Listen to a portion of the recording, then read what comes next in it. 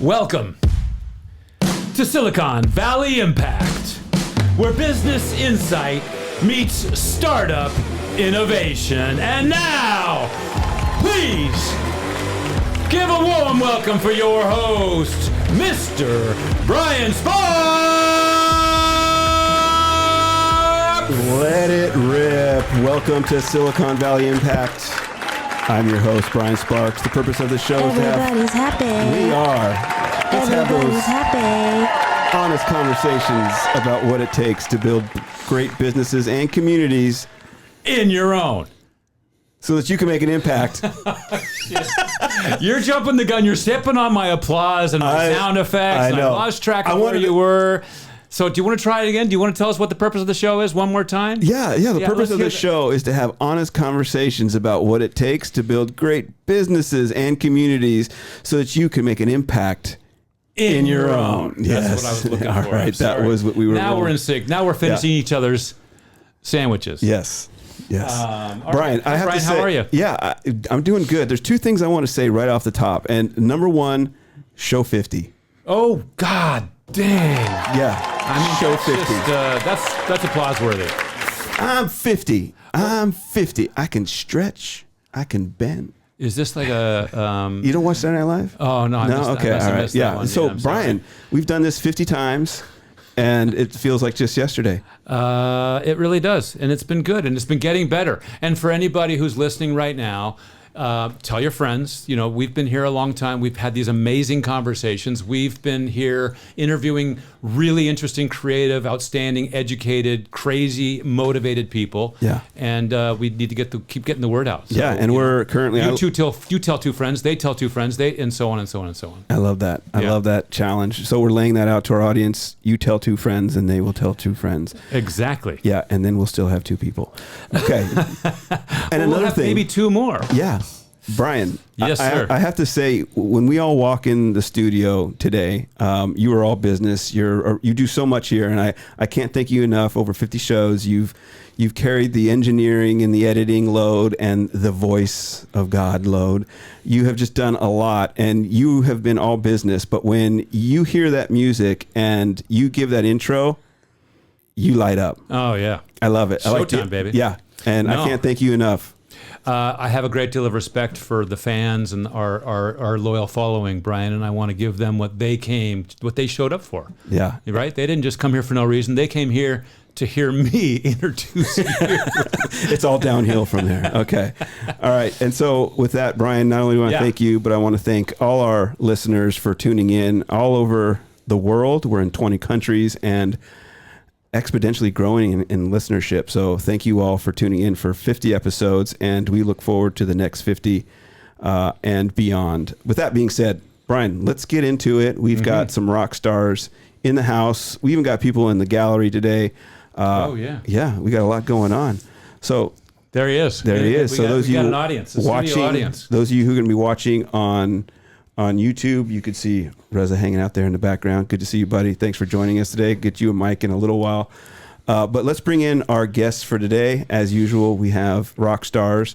Kayvan, good to see you. I see you too. Yeah. So, I mean, when you hear this name, Kayvan, I think a majority of Silicon Valley in the world knows who you are. But for those few who've lived under a rock, give a little intro about yourself and what you've been up to. Sure. Well, thank you for having me. My name is Kayvan Broom, and today I'm the founder of SignalRank, which is an AI-driven venture fund where we score, through APIs, we score every single round of investment at every stage globally. We invest in the top 7% of B rounds, and the way we get into those deals is we actually fulfill the pro rata rights of the seed and Series A investors. Prior to that, I also was the founder of GSV Labs, which was a large incubator. And prior to that, I was the founding CEO of Plug and Play Tech Center. Once again, thank you for being here. Yeah, I got a rock star in the house. Yeah, it's okay to clap. Yeah, let it rip. And can I say badass on the radio? You can say it multiple times. All right, and so we got two others here who will be joining in the conversation. Shannon. Hi, I'm Shannon Reardon. Good to see you. And I'm happy to be here. Thank you. I'm a branding person, and I'm here to talk about my new startup and offering called Brand Story Machine. And it's a way for startups to articulate their brand story quickly and efficiently. My background is all branding. I started my early career at big companies in the brand department. I was the director of brand at Visa, and I was part of the team that made the very first articulation of the Visa brand. Prior to that, it was just a collection of products. And that was the foundation for its ultimate successful IPO. I worked at BlackRock, and I helped articulate the brand after it acquired iShares from Barclays Global Investors. And for the last 10 years, I've had a small but mighty branding agency where I worked on PayPal, SF MoMA, Applied Materials, Kettle Brand potato chips, a lot of brands that you recognize, and a lot of startups. And we recognize them thanks to you. Yeah. Appreciate that. All right, and thanks for being here. No shortage of experience. So I'm curious to see how you've witnessed the history of marketing and branding evolve. So we'll dive into that. But moving on to Rick, good to see you, buddy. Glad you could fly out and make it, I guess, back to Silicon Valley for the show. For those of you who don't know who you are, go ahead and give a little intro about yourself. Thank you, Brian. Thank you for having me here. Yes, I flew in from Norway yesterday for the show. My name is Rick Larsen. I'm the founder and CEO of bSafe Technology. We are improving emergency services technology in the US because there is a big need for dispatching and arriving at the scene in time before the bad incidents really happens. Yeah, and time is of the essence.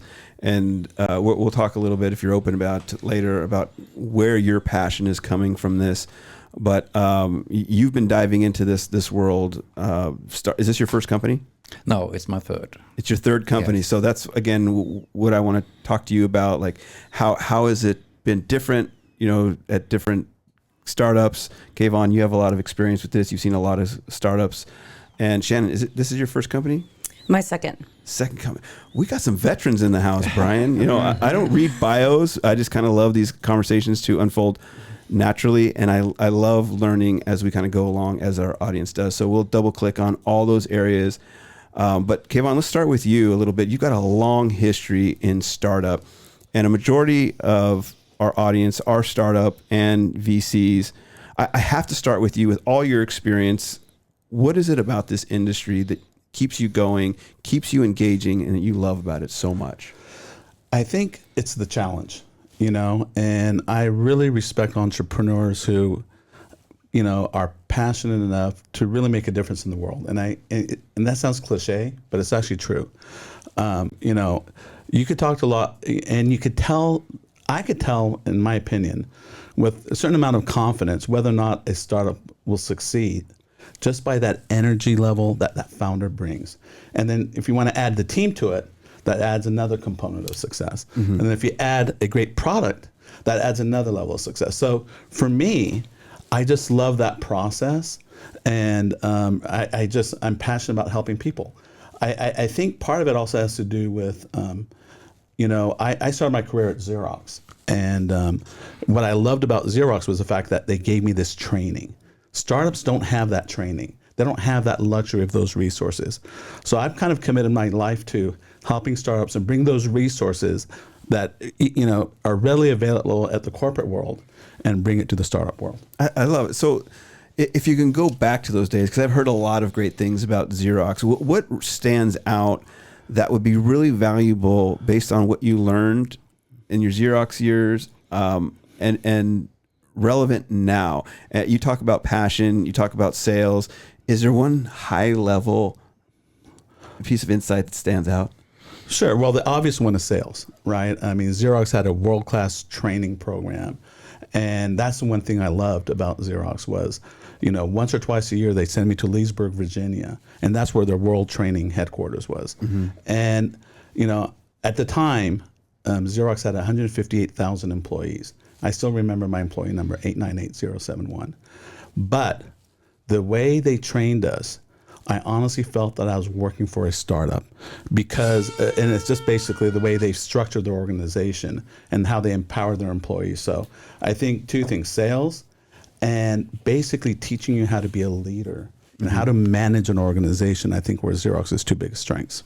Wow. Yeah. And I get what you're saying. I can't tell you how many times I've heard traction matters, and you're not going to get that traction unless you can engage with sales. And again, we could go down that rabbit hole, but I mean, Xerox is a great foundation. How did you make the leap from corporate into start? And you're smiling. There must have been a moment where there was a moment of vulnerability or inspiration. What was it? So or both? Both, actually, quite frankly. So I was one of those guys that, I'm just one of the guys, when I go into something, I just go all in, and I take off the guardrails. And so I was like that at Xerox. And, Xerox at the time was doing very well. The stock was splitting multiple times, and, it was doing very well. It was capturing market share. It was profitable, and it was fun working there. And I remember at the time, they were going through this whole training the entire organization on this concept of leadership through quality, which is basically teaching you how to build a customer-centric organization. Mm-hmm. And they trained every single employee on that. And I just absorbed all that stuff. And then also Xerox had this one thing where, because they kind of wanted Xerox to be, youthful in a way, they had a mandatory retirement age for the CEO. And at the time, the CEO was a guy by the name of David Kearns, and who was just this amazing guy. And when he was forced into retirement, they brought in the CFO. Now, the story is this. Every year, we used to get a little business card which talked about the corporate priorities of Xerox. And number one, being a quality organization, customer satisfaction was the number one priority. Mm-hmm. Number two was always employee satisfaction. And number 3 and 4 interchanged between profitability and increased market share. So the year that CEO was replaced, I got my card again. And first thing I do is look at it, just look at the priorities and see what it was. And I saw that, the profitability became number 2 and employee satisfaction became number 3. And even though Xerox had the best year it had the previous year, about 2 months later, they're announcing that they're letting people go. And for the first time in my life, I remember I was employee 898071. And so I did, I realized at that point, my time at Xerox is done. And that I had a big deal to close because I was managing global accounts, and I was working on this deal with Disney. That was this major deal. So I said, as soon as I get that deal done, I'm out of here. And that's what I did. And you decided to go from corporate to startup. So why startup though? Well, once again, I think for me, I felt I had all the tools that I needed based on my training at Xerox to help startups and just do some work in that area. Mm-hmm. And so what was the first opportunity? Was it your own company, or did you join and what year were you in at this point when you joined? This is around now, I'm dating myself here, but this is around 98. 98, okay. Yeah. And so who or what was that first startup that you threw yourself into? Because you said you go all in. And I think two things. One, about you in terms of your character and what you learned are great for startups to go back and listen to what you just shared, because you gave a lot of insight in terms of character and mindset. Right. That's important, despite that, Xerox let you go, but how you quickly pivoted and what you found to be a priority. So those of you listening at home, I'd like you at some point go back and just listen to that story and what an entrepreneur needs to have in their experience and their intentionality in order to be successful. So I want to acknowledge that they were losing a good one, Kayvan, let me tell you. But where did you land? So it's actually it leads to where I am today, actually. Mm-hmm. For about a year or two, I decided, my father, I was living down in Newport Beach, and my father said, come up north and help me build my business. My father is an accountant. And then my sister's a lawyer. So I said, okay, I can do some management consulting and help some of our clients. And that's kind of how it all started. But after that first year, coming from Xerox, I needed a carrot at the end of the stick being dangled for me. I needed something to shoot for. So I told my dad, I said, listen, I'll work my butt off, but I need some sort of carrot. I need some sort of bonus. Now, I played soccer my entire life. And at that time, it was 1998. The World Cup was going to be in France. And so I said to my dad, That's my bonus. I want to go to the World Cup. And it just happened that year. Now I'm half American, half Iranian. That year in the group standings, US was in the same group of Iran. Mm-hmm. Now, that may not mean anything to most people, but for me, who's half American, half Iranian, who played soccer in college, it meant everything. So in that trip, I met 3 people: Saeed Amidi, Rahim Ahmedi, and Pejman Nozad, the founders of Plug and Play, and today the founder of Pair VC. And that's how that journey started. And we spent 2 weeks together at the World Cup, traveling to all the different games, and that's how it all started. And my first job was not Plug and Play, because Plug and Play didn't exist then. It was actually, they had a water company in France, in which they were the principals, and it was going out of business. Mm-hmm. And so they asked me if I want to turn that thing around. And so I did. We were very successful at doing that. And that's kind of how the journey started. How it started, and it went well. I love not only learning about you, that you're a soccer fan. Yeah. Nice. We got to go to a Quakes game or something. Yeah, together. I still play. You still play? I still play. Nice. Stanford, I love that. Yeah. But I love this out in front of you mentality. Like, you got to put something out in front of you. A lot of times people just have it behind them. Right. Like there's something closing in on me, and I'm running from something. Right. And there's nothing wrong with that if you have a direction to go. Oftentimes, though, with those people have something behind them, they can be misdirected, and they can oftentimes say, I have a great product, and fail to put who you're serving out in front of you. So whether you're putting a particular goal out in front of you or a particular market, I love that distinction that you make of having something out in front of you. Absolutely. So I'm going to park on that for a second, and we're going to start weaving in our other guests. But you've got before I weave in our other guests, you've got a long history of startup experience in investing, building. Talk really quick about, before we move on to the other startups, what you're coming full circle on with your own startup. Mm-hmm. Tell me a little bit about this platform that you're creating, and why is this needed now? Right. Well, I remember the moment when I decided, because I had taken some time off, and when COVID happened, I realized the world as we know it is getting disrupted, mm-hmm. in every way. And so that's when I decided, and serendipitously, some people started reaching out to me and so forth. And, my co-founder, Keith, he came to me and said, Kayvan, I think, I have this amazing opportunity around building a fund. And I think, let's try and do this together. And so we basically worked on it for about a year. And, we were testing our thesis, and the thesis started out as this, and we could talk about it later. But what we realized is that there was most seed funds did not have the capital to do follow-on investments in the third round of investment. Mm. And there was, like, on average, about $1 billion of unused pro rata in unicorns only. And we realized that's our market. And the reason why that became our market, it was, there was this huge explosion of seed funds and seed investors. And of course, these other, what we'll call venture funds, multi-stage venture funds, they're raising more and more money, and there became a bigger and bigger gap every year, mm-hmm. between, the mechanics of a seed fund and a Series B plus investor. And so we said, okay, that is our market. And then we started building the platform from there. I love it. So many questions asked. Go ahead, Rick. You have one question. Did you see Norway beat Brazil? That will never happen. I love it. I've played soccer in Brazil, though. It was fun. All right, and now we're talking Silicon Valley soccer and beyond. All right, so Shannon, I want to pivot to you. You have such, much like Kayvan, you have such a rich history in your particular area of expertise. You're now building out your startup.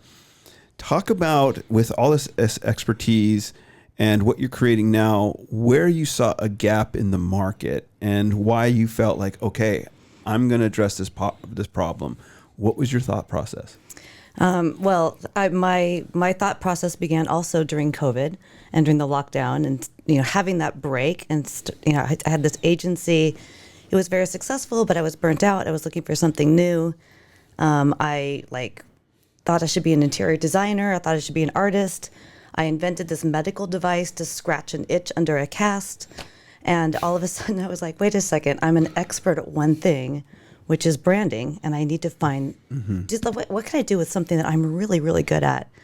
And I did recognize that there was a need in the market, which is startups skip branding.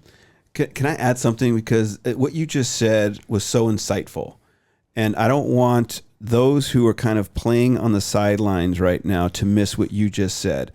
I can't tell you, I go to events all the time, and you have startups, you have investors, you have service providers. Then you have a big portion of people like, I'm thinking about creating a startup. And they don't. They just keep thinking about it. And oftentimes people don't value their experience. They say, I've done all of this. And in your case, Shannon, you said, I've got all this experience in marketing. You thought you were to get away with it. But all it was really was make it your own. Right. And you owned your experience but made it your own. I love that. I think that's worth our listeners hearing you say that, because that could be the gap. They're trying to escape something and they don't go back to it. But you saw opportunity. Yeah, I think a lot of people don't know what they know. What you know becomes so familiar to you that you don't realize that you have a valuable asset. Oh, say it again for those in the back. You just think like, well, it becomes so easy to you that you don't realize it has value. Mm-hmm. And so I was in that space, and I recognized that one of the things that I saw with my agency is that small companies would come to us, and they couldn't afford the traditional process of articulating the brand strategy. So I'm not talking about the logo and the content marketing and the website. I'm talking that foundational strategic piece and that messaging and that figuring out how are you going to do clear communications consistently across. And so they would skip it. And they would just get a logo somewhere. They would start writing copy on the website. Soon leadership is fraction. They're talking inconsistently. And so what I did was take like decades of experience in how to articulate a brand, which always starts with listening, but you can kind of figure out where I could cut the corners, where I can find a templatized approach to things. So the product that I built is, instead of doing like market research and an audit and executive interviews and focus groups, I have a 10-minute questionnaire that I worked really, really hard to streamline, and in normal language, not in brand speak, not mission, vision, blah, blah, blah, but ask regular questions that serve as the content for a bespoke 90-minute workshop. So I'm not articulating the brand. AI is not articulating the brand, but I created the framework and the environment to co-create what that looks like. So out of that workshop, you have a brand platform, which is your purpose statement, attributes, benefits, brand personality, positioning statement, and most importantly, a messaging toolkit. And once you have that, you can use that to brief a designer on your logo design, on your content creation, on your pitch deck. Anyone you hire is going to have this guardrails and this guidance to get it right on the first time. So back to what you said earlier too. The messaging is breaks down in the C-suite levels, or even within the organization. You can hand it off. You said you can hand it off to those who may be contributing to creating it, but can you hand it off to your team? 100%, yes. Yeah. So I'm a huge component of, and your Xerox story was bringing this home to me. Once you figure out what you stand for and you've articulated that brand, you must infuse it internally across the organization, because the brand's not going to come to life on the outside unless everybody on the inside understands it, understands its importance to business success, and knows how to talk about it in their own words. It's not about like memorizing a mission statement or like barfing out the 5 values. It's actually like what you were talking about at Xerox. You never used the word brand, but you were motivated and you believed in the brand as an employee, which made that successful. And then when the employees were left out, when they became not number 2, then everything started to fall apart. Right. So quick selfish question. I part of my company has I call it go-to-market communication, GTM communication. And we work with senior executives oftentimes, as you were senior executives. You have an L&D budget, and they then are oftentimes tasked to take the stage. So we have a partnership with Transform. You can learn, those of you listening, you can learn more about Transform by going to transform.com. bsafe.us to learn more about that conference, but it's really around people. And a lot of organizations send out their executives to speak. Could they engage with you, or a speaker engage with you, to take that messaging and learn to create platformed messaging from social, from stage, TEDx, sales kickoffs? The list goes on and on. Yeah. Is it practical? So yes, what Brand Story Machine delivers is what I call a messaging toolkit. Mm-hmm. These are kind of generic. It's like catchphrases, taglines, ways. So it establishes tone and content. So the messaging toolkit doesn't write that executive speech. It doesn't write your content for your social media. It informs the person that is writing it. It gives them guidance and some guardrails, and they could lift those words exactly, or they could use them as inspiration. So they're high level and generic. Yeah, let me say this, and this is important. I'm going to drive business to you right now. Those of you listening who thinks AI, thanks, Brian, who think AI is going to take your job, let me tell you something. AI will never take leadership, and leadership can never stop being pushed in your business. So those of you listening right now, if you are looking to be that leader, engage with Shannon around this space, because trust will never go away. It will be, I believe, the currency of the next decade, despite the AI that is coming along. So those of you listening, highly endorsing what you're talking about. Sorry, I didn't mean to cut you off, but I got super excited about this. Thank and you and I can geek out really on this. appreciate it. That's really one of the most flattering endorsements I've ever heard you give, Brian, really, honestly. Yeah, well, she's speaking my language. I How love can this. I impact the world with this? Yes. Who was that? That guy was wise. Yeah. That's what we're here to do. That's what we're here to do. Yeah. I have a question for you. How long, would a messaging last when, let's say at a pre-stage company where they're doing a lot of pivoting and so forth. So how do you recommend a early stage company go about, working with you, and how long should that message be good for? Right. So usually not that long. Right. and that's why the price point of this is $3,400. So if you were going to hire a traditional agency or a PR firm or a social media content creator, you're looking like 10 grand, by the time you do all the strategy behind it. So the idea here is that you're investing in something, but you're not making that deep investment because you're going to end up pivoting 6 months, 3 months, depending. Right. I mean, it's all different, right?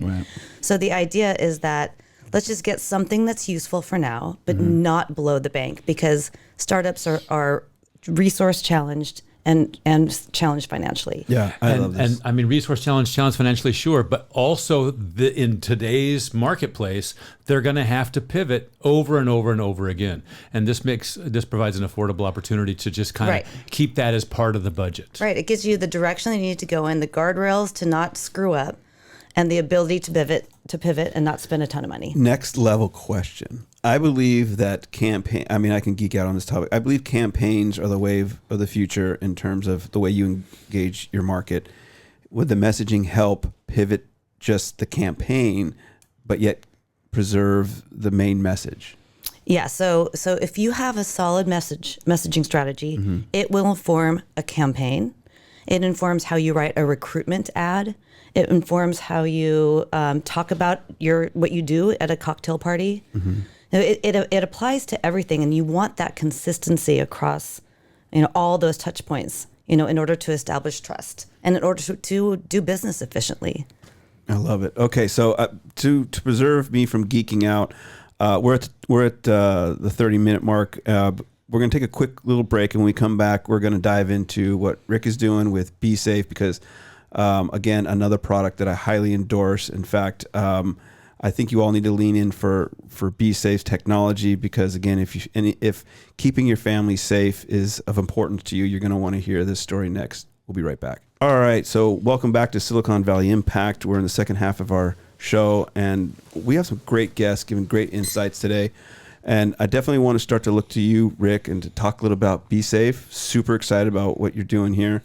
I know you gave us an intro elevator pitch, but talk a little bit more about what you're creating and why this is so important. I got a ton of questions for you, but bring our audience up to speed on what you're creating with bSafe. Okay. Wherever you want to start, buddy. Yes, okay. I have 3 children. I have a daughter named Charlene. She's 28 today. When she was in her teens, she was attacked. So I am a father on a mission. It's not a sad story, it's a real story. It's a story about a young female who fought through a storm she thought would never end. She started with self-harm after the attack. She had depressions. She had suicide thoughts. And it was really hard for me as a father to experience that. And every day when I woke up, I was afraid going into her room because I knew one day she wanted to commit suicide. So after a couple of years, I could not stand out more. So I decided to do something with that. So I sat down with my daughter and asked her if she had reflected on how her incident could have been prevented. And she looked into my eyes and said, "Yes, Father, I have." She told me if I could have enabled an alarm at my cell phone with my voice, it could have been prevented. Or if I could have warned friends and family that something was about to happen, it could have been prevented. But most of all, and most important of all, she said, if I could have proved that it actually happened, I would not have struggled as much as I have done afterwards. And that's the problem for many, especially females who have been victims of incidents. It's not the incident in itself that make them struggle. It's the shame and the guilt they feel afterwards. So that was that's my background. Why I want to try to give her a normal life. So we developed technology based on her reflections. And this grew so big that it exploded. First in Norway, we had a lot of attention in media, financial media, commercial media, and then globally also. So talked about Plug and Play. Around 3 years ago, we got the request from Plug and Play on behalf of British Telecom. And we got requests from Match Group, Bumble, Citizen, and a lot of other big companies. So we have, based on all the requests, we found out that we need to improve the technology. So now we have developed a platform, a SaaS platform, where we can combine this with emergency services also, so we can improve the emergency response globally. So we are in business today in UK and Australia, and we are setting up the business now in the US. Yeah, and you literally just landed yesterday to grow here in the US. Remarkable. So talk a little bit more about the features that you have incorporated into this bSafe app and how it's going to help the market or an individual. I shouldn't even say that it's going to help the individual. Yes, it is both for individuals and for corporates also. Like I said, she said if she could have enabled an alarm, so you can actually, we also have signed an exclusive agreement with Apple, so we don't need to touch the phone at all to start a recording. So you can enable an alarm with your voice or via Bluetooth button. Then you will send a GPS and tracking. Everything is streamed live, both audio and video, and everything is recorded also for later use in court. And that was the 3 reasons she said to me, if I could have enabled an alarm with my voice, if I could have warned my friends and family. So the combination there has been very powerful. And as far as I know, we are the only company doing this. So that's also the reason we got a lot of attention, and we talk about branding here also. The bSafe is a very, very strong branding and has been in the market for a long time. So the combination with the branding and the great product and maybe a strong story behind has made this much bigger than I thought. Yeah. So you're landing here. So what's next? I know you're in the process of raising, but at the same time, you have all this momentum, all this traction in other parts of the world, and now, and most times people go the other way. They come to Silicon Valley and build out, but you're coming in with all this traction. What's next for bSafe? The next gonna happen is actually that my daughter is pregnant and she's giving birth to her first baby now, either this week or next week. No. Nice. So Congratulations. I'm very thank you. I'm very happy and I'm going to be a grandfather for the first time. So I have fulfilled stage one, I have given her a normal life. She has contributed to do this. She's the brain behind everything, and she's my big hero in my life. Yes, we are setting up now a nationwide monitoring in the US. We have attention from all the largest companies in the world. I cannot say the name because we are in an early stage right now. And the emergency response, emergency alert and response industry is one in a few industries that has not been disrupted in the US yet. So I will contribute to be one of the founders behind the disruption of this industry. I love that. And from a strategy perspective, you've done some things that a lot of companies struggle to do themselves, and that's develop partnerships. I mean, we on Silicon Valley Impact, we dedicate a lot of our time to talking about partnerships. Talk a little bit about your perspective. And I know you have experience in startup before, but how are you developing these partnerships, or how would you share some of the strategies that you've learned in partnership development with other startups that may be listening? Yes, I try. It's based on experience also, because we try to go to the B2, to the consumer market with our technology, but we realized that we need to go to big companies who have customers and who have a big need. So we identified our ideal customers, who are big companies like Apple, Match Group, Samsung, and others. We have signed some master service agreements here in the US now. And it's very important because I see so many companies who try to do everything on themselves and think that it can grow big.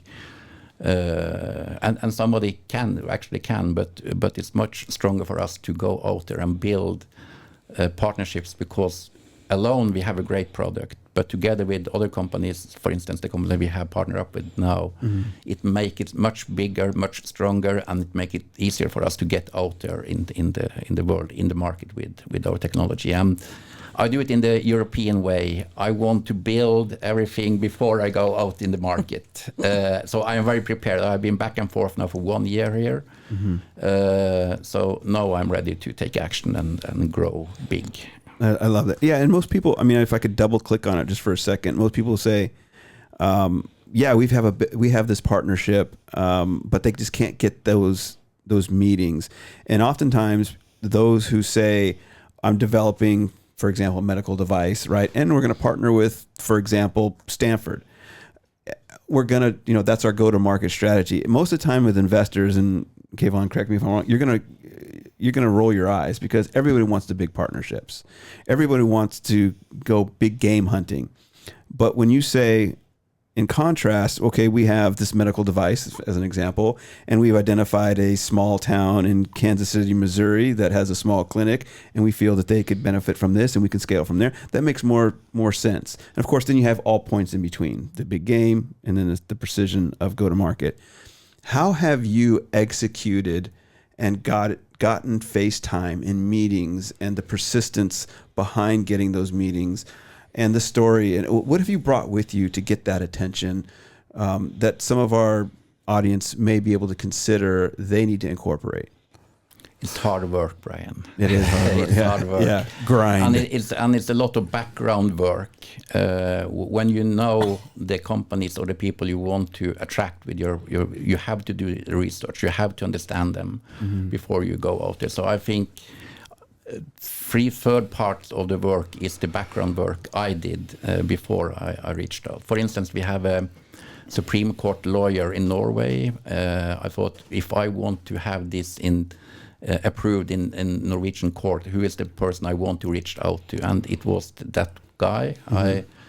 And I could not reach out with him as a cold contact, so I had to find people who knew him.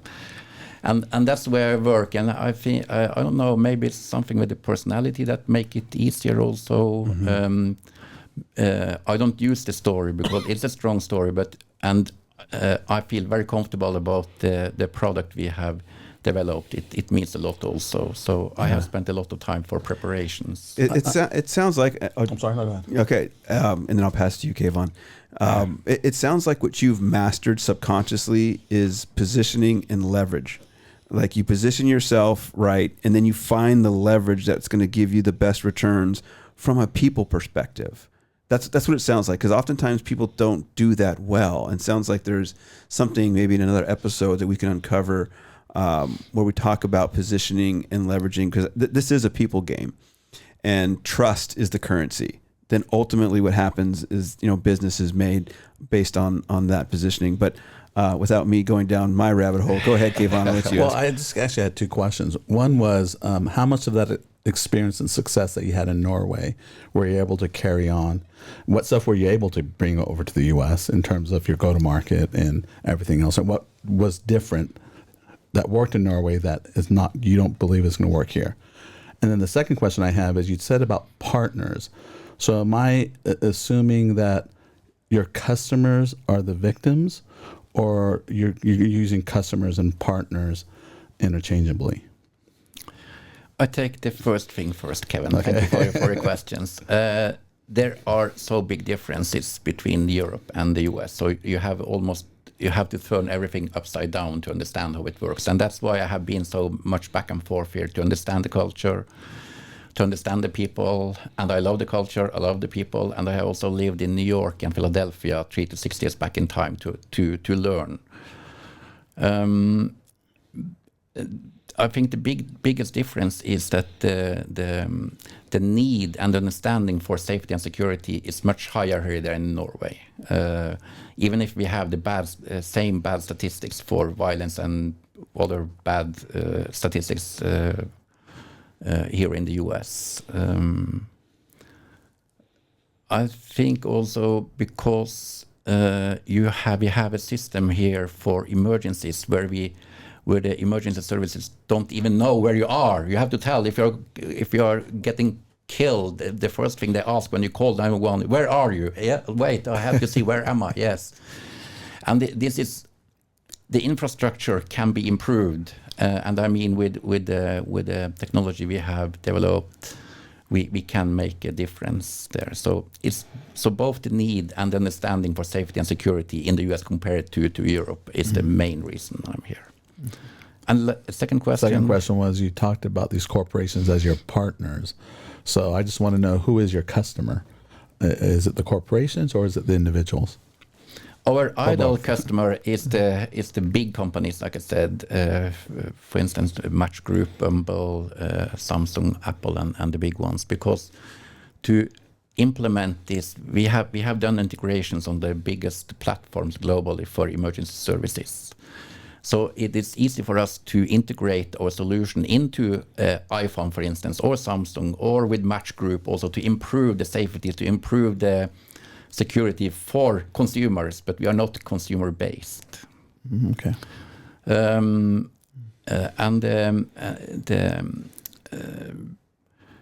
We are also attracting schools. We have universities, for instance. I don't think everybody are aware of that school shootings, for instance, has increased with 750% since 2017. Before 2017, it was only around 10 school shootings per year. Last year, it was more than 80. Another thing also, sending your daughters to college today. I get emotional because I have daughter myself, but the statistics says that 1 in 4 female undergraduate students are raped on campus. Yeah. Half of them the first 4 months there. So we want to, based on my daughter's incident, we want to help preventing. We want to prevent, we want to handle, and we want to document crimes. That's the... Do you go as far as also supporting them, in terms of like adding the services to help the victims, or you kind of stop at recording and, we help reporting. Them with the recording, because that's the most, like my daughter said, that's the most important thing. It happened, she could not do something with that.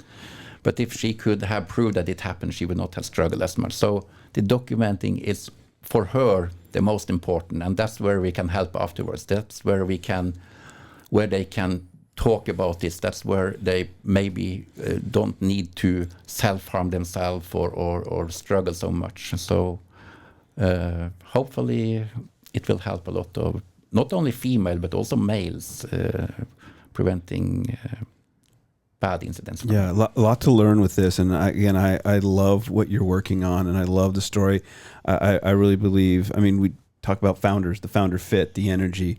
I'm a very enthusiastic person, and and Rich, I mean, people see my energy, but your energy is so rich, Rick. It's very deep, and I can feel that you're committed to this 1,000%. And I think that goes to what you were saying earlier, Kayvan, about what is the energy around a founder and what they're committed to. But we'll dive a little bit deeper into this. Shannon, I want to kind of come back to you a little bit. What's next for you in terms of building out your company? You got a great idea. Definitely sent me down a rabbit hole that I had to save myself coming out of. But what's next for you in terms of building out your company? Some customers. Mm-hmm. And then, there's a lot of places where this can scale. Right now, it delivers just a strategic document and a messaging document. Mm-hmm. I want it to deliver naming and logo design and visual identity design, color palette. So if you have that strategy articulated, that can then inform how you're going to look, mm-hmm. your look, tone, and feel. And all of these things are down the line. There's also, we're developing like a self-propelled one. So right now it is a human-led, AI-assisted product. Mm-hmm. So there's a way that we can, as we improve and we continue to train the AI, that it could be a self-propelled one. And that could be distributed on like a case-by-case or like a one-by-one or on a subscription model. I love it. I definitely want to have more conversations with you about this.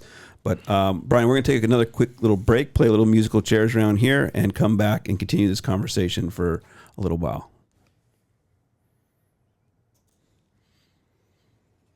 All right, so we're back. Thanks again for humoring us. We took another break, but I definitely want to welcome in Reza. And Reza, am I saying that right? Yes, Reza. Yeah, so oftentimes we get special guests, and we got an unexpected special guest today. We have 3 rock stars in here, and then unexpectedly we got a 4th. So that's a good problem to have. But thanks for coming. Thank you. Good to meet you. Give a little quick intro for our audience, because we were talking before the show, during the break. I know a little bit about you, but let our audience know who's showing up. I'll give you the 30-second intro. So I'm a native. I actually went to Los Gatos High School. So I lived here. I've been here since I was 2 years old. Been here since I was 2, like I said, joined the military. I was in there for 8 years in the Special Forces, came out, thought I was going to be a dentist, and that didn't work out. So then I joined tech, did about 7 companies. One was in Oslo called Fast Search and Transfer. Wow. Where I ran sales, and we ended up selling that to Microsoft back in 2008 for just over $1 billion. So subsequently, I did a bunch of companies after that, and then I got to the itch to get into the investment side of things. So then I started working with a bunch of the venture funds on Sand Hill Road. I won't mention a bunch of names. And from there, what I've been doing now, I wear 2 hats. So one is on the investment side. I travel a lot to Dubai. That's where I just actually got back from a few weeks ago. So I do a lot of SPVs, specifically focused on health and wellness. Mm. So 95% of my SPVs are health and wellness, and I do 5% on media and entertainment. So I go there, work with a lot of the families. They give me money, and I bring it back here around the globe, and I invest that into the companies. Startups specifically, from anywhere from ideation to almost like Series A. So that's kind of one side of my hat. The other side of my hat, I have a company called Sixth Ring, where I work with Olympic athletes and special forces in the military. And what we do is we aggregate data.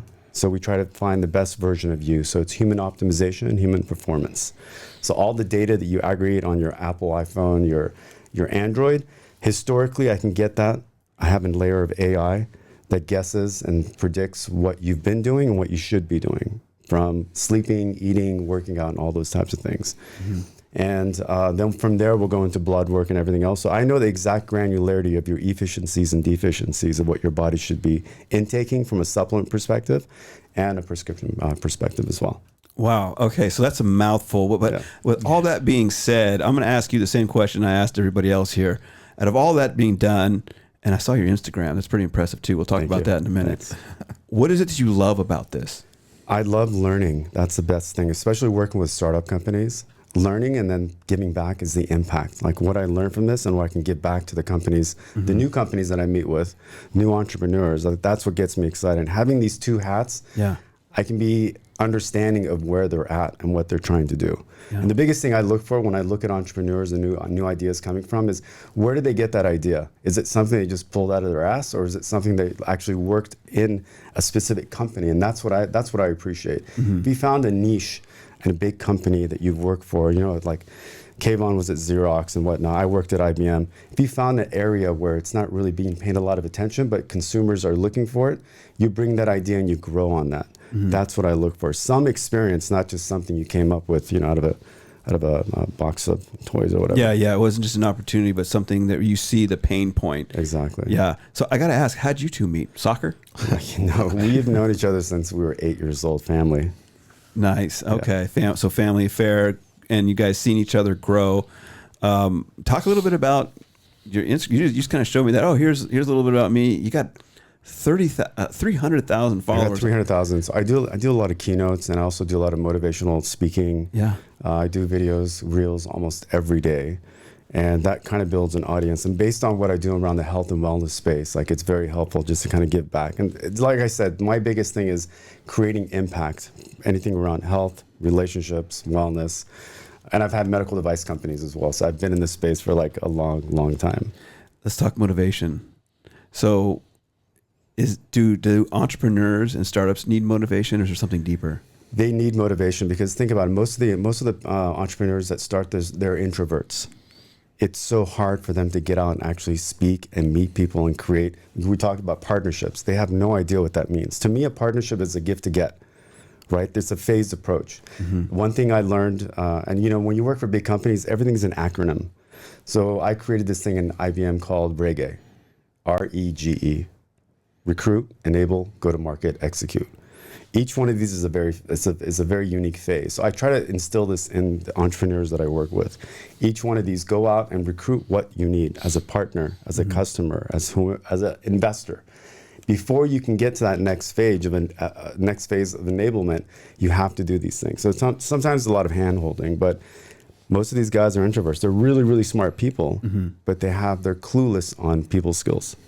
So what would you say to somebody who is trying to move into that, number one, that awareness, people skills, that awareness of it, and then where would they begin with that strategy? Obviously, Rick and Shannon have a great strategy moving forward. They have a story. They're putting messaging around it. But those who just say, I got a great idea, but how do I engage? You can't, what I tell them, you can't do it on your own. Learn how to delegate. Bring in a good team. That's the biggest thing, because obviously no one can do it on their own. I've tried to do it on my own and I've failed like many times. But the best thing they can do is to bring someone they can delegate to and learn from them. Someone that's better, bigger, whatever, they've done this thing before. Learn from that experience. It's nothing that can be given to you or you can buy. You have to learn that through experience. I love it. So, Kayvan, I want to bring you into this now. Sure. So what's next for you? So you're creating this company. You've done a lot. Talk a little bit about what's next for you. Sure. So, you know, for me, what I've realized is I'm passionate about helping, you know, a startup go through their journey. And I guess a community building, right? That's kind of what you are. You know, a lot of organizations here. So I think the balance for me right now, the next step is taking AI, right? So taking a data-driven approach to help early stage startups, to build a community, to have the physical space, and really create an environment where the community supports each other, but we have the responsibility to kind of give every startup the basic building blocks to build a scalable business and leverage data to basically enhance and accelerate, you know, all those things that they need to do to become successful. So, for instance, SignalRank, our fund, we only focus on Series B, but we score every single round of investment at every stage in every sector globally. So, providing that sort of data to understand, and this is an interesting data point that it's really important that we learned actually. Every unicorn since 2012 has the top 200 investors in it, right? So who your investors are really important because they have the resources, the experience, and the team to help that startup. And so what we try to do is, help these startups, early stage companies, I call them venture ready, so that we could put them in front of the right investors to help get them to the scale that they need to be. And so basically, this sounds kind of like cliche, but what we're trying to do is build unicorns. So when is the right time for a startup to engage with you? It sounds like the earlier the better because you're cultivating them early and positioning them early, much to what we were talking about earlier about positioning and leveraging, so that you can then set them up for success moving down the road. Absolutely. So I'll give you a couple of examples of some companies right now. There's a company right now we're working with out of Stanford that basically, they're not even incorporated yet, right? And so they're doing some testing right now to see even if there's a there yet, right? And what's a there? Well, in other words, have they been able to solve the problem in such a way, or there is enough data points and enough proof points to say, okay, we are actually solving this problem. Because when you're talking about, in this case, it's the use of preservatives in cosmetics and in food and so forth, there are certain standards that need to be met. So they're right now in the testing mode to see if they can, at a minimum, develop the technology to a point where, because the challenge is this with preservatives, a lot of preservatives are carcinogenic, and you have to put it in the products because you need to have a shelf life. So they've invented a different way to create preserves that is not in the product, and is in the packaging. So right now they're going through the testing phase to make sure that they can do it, and then we have the business, right? So you're essentially engaging with these companies at proof of concept. That's the very earliest. Yeah. And we also have companies that are already raised, let's say, $500,000 to $1 million, but they're from outside Silicon Valley, or they just need to kind of clean up everything around them. And so once again, getting it, and then make sure they have the proper teams, the proper customers, getting the right funders, and develop a fundraising strategy for them. So but mostly early stage. Yeah. I would say SignalRank Series B and beyond. This new venture is basically, I would say, from concept up to Series A. Yeah, startup studios got to either hate you or join you. Sounds like you're providing all those resources, both, right? Yeah, or both. Yeah, but we just have a new facility downtown Menlo Park, so location does matter, and the epicenter of Silicon Valley is shifted. At least from an investor's perspective. It used to be Sand Hill Road, and now everything's moving to downtown Menlo Park and El Camino. So we're right there, and hopefully that'll be another value for. So you have an actual location. You have an actual location. We've got to come do a show down in nice. Absolutely. You guys will like it. It's beautiful. It's brand a nice new place. building. Yeah, it's really nice. Definitely got to get to check it out. All right, so we're winding down on time a little bit, but Rick, I want to kind of look to you about what's next. You just literally landed here in the U.S. You're ready to deploy and engage your market. What's next for you in the next 6 months? Yes, I was here from January to March. I needed to go home because I have decided I want to sell my house in Norway to commit for living here. Because it takes time, it takes effort, and I want to. I see the presence I have here, and I had the last year has been very important for me to reach out to people. We are testing out our system right now. We are also we have customers today, B2B customers within healthcare, like you talked about, Reza. We have it in real estate. We have universities as customers also. So we have a go-to-market strategy right now. Like I say, our ideal customers are the big ones who need integrations, need maybe the branding, and need a software where they can make things much easier for their and give value to the existing products they have. Like I said, we are in discussions with a large company now. So I want to reach out to this gentleman here also. So I hope we can meet again, and where I can talk more about what I want to achieve with my product. Yeah, a lot of second conversations coming for you. Yes. Yeah, no doubt. Not only maybe in this room, but also our listeners, which we've seen happen a lot of times. Shout out to a lot of the angel networks that have engaged with us. So definitely what you're working on, and Shannon, what you're working on as well, you're going to get that engagement, no doubt. But I know that that's big for you coming up. Reza, I want to look to you. In your experience, this may just be out of the blue, so I might be catching you off guard, but someone like you seems to be able to field things really good. I want to talk about go-to-market really quick. I love it. I really believe that that's where traction is proved, go-to-market.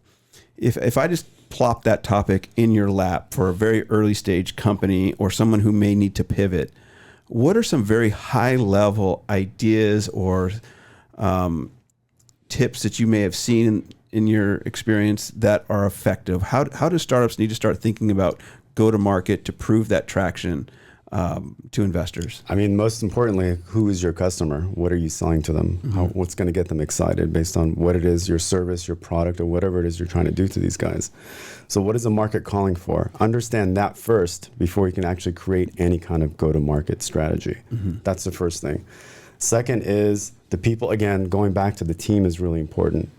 Right, who you can delegate these things to, who from your marketing department, from your sales department, from your business development department, how are these guys actually communicating to each other, right? Because if they're not communicating, nothing's going to actually go. What if that department is one person? all those different partners. Then you're going to have to use a really good ChatGPT partner to get that strategy going. Well, I'll just say one thing about that. A one-man show rarely gets funded. Yeah. So that means if you're a one-man team, then you have to go the traditional route and grow organically.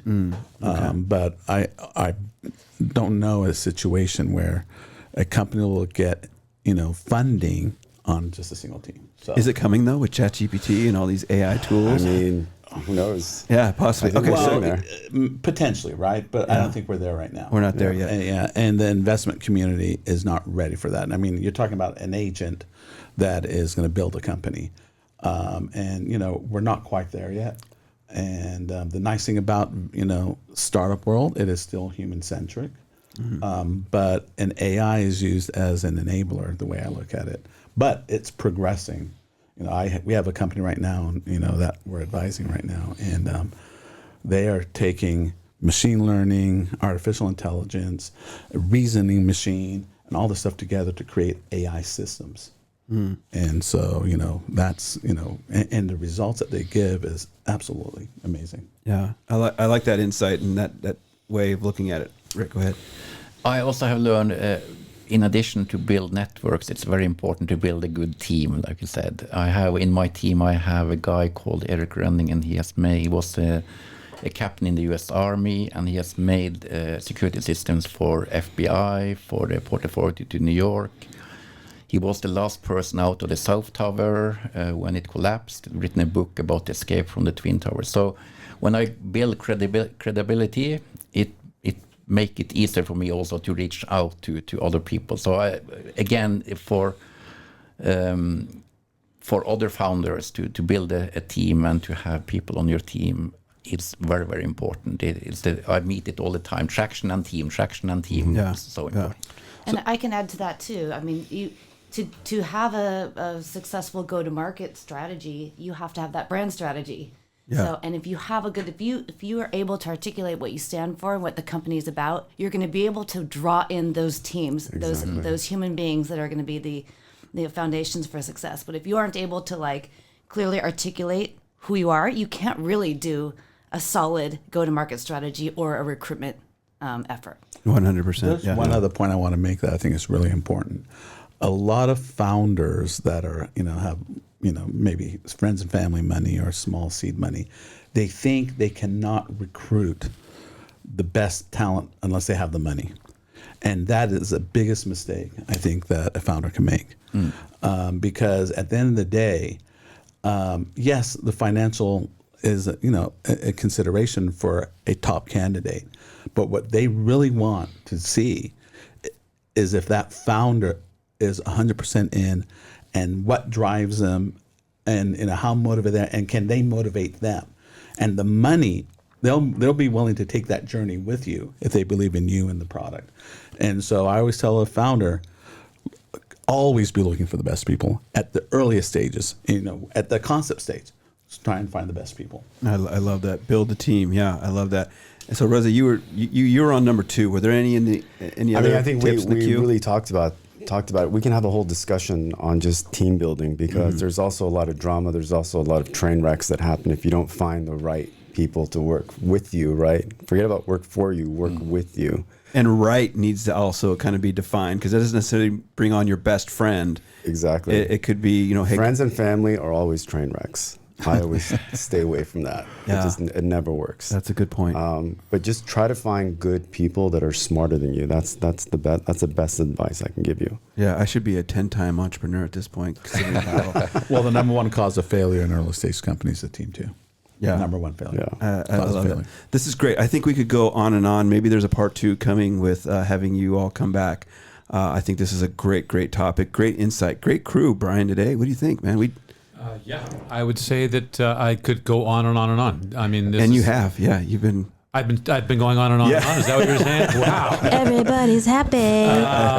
I wasn't expecting you to ask me a question, quite honestly, Brian. I was just sitting here listening and enjoying. I'm enthralled. Yeah, I wish I could just sit back and just absorb it. So I want to thank you all for coming today. And before we again start to wrap up, I want to let our audience know how they can get connect with you. And Kayvan, I'll start with you. How can people connect with you? Sure. Well, you can come to our facility if you want to check it out. We're at 1275 El Camino Real in Menlo Park.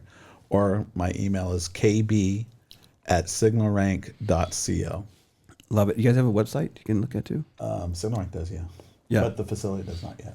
Okay. All right. So, Brian, did you have something?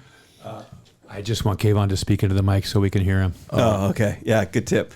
All right. How can people connect with you, Reza? Best way is Instagram at Reza Kaz, REZAKAZ. And okay, so you're linked. I got to say this before we pivot on over to Rick. Your Instagram and your LinkedIn is a little bit different or same, but what are you working on Instagram? You got a lot going on over there. Instagram is more focused on all the health and wellness stuff that I'm working on with my company, Sixth Ring. So I'm doing a lot of promotion around that. And then it's more so, like I said, helping people. I'm trying to create impact by giving back and giving advice. This week I've been talking about the top 10 things I've learned in the military. Like, what are those things? How do they relate to relationships? How to relate to people, business, and everything else? Can you rattle them off real quick, just from a high level? It's a lot. Can you get a top 2? Give 2. 2 is attention to detail. Is one of the biggest things, right? Whether you're in a relationship, whether you're in a business, is pay attention to what you're doing, who you're with. You caught me off guard. Now I can't. Any one of the 2. What's one of your favorite? God, I can't think of the other ones now. You just maybe go brain fart in all of them. Brian, you're firing off these questions at people. I know. I'm excited. I've never seen you stump 2 people in a row like that. What are you doing? All right. Yeah. Let's move on. All right, we'll move on. I'll come back to it. Okay, so Teamwork. Love it. We just talked about You just There it is. Funny. I watched this video the other day, or yesterday, or whenever it was, and I was working on some stuff, and I go, I'll work on it later. And I go, Reza just said attention to the detail. Yeah. So I went back and started literally focusing on the detail. So, it actually resonated with me, Reza. And people can connect with you on Instagram. Instagram is easiest, at Reza Kaz, or my email is Reza Kaz, REZAKAZ @gmail.com. Nice. Rick, how can people connect with you? Yes, if you want to find out more about bSafe, it is named bSafe, BSAFE. My email or reach me at LinkedIn at Rich, RICH, Larsen, LARSCN.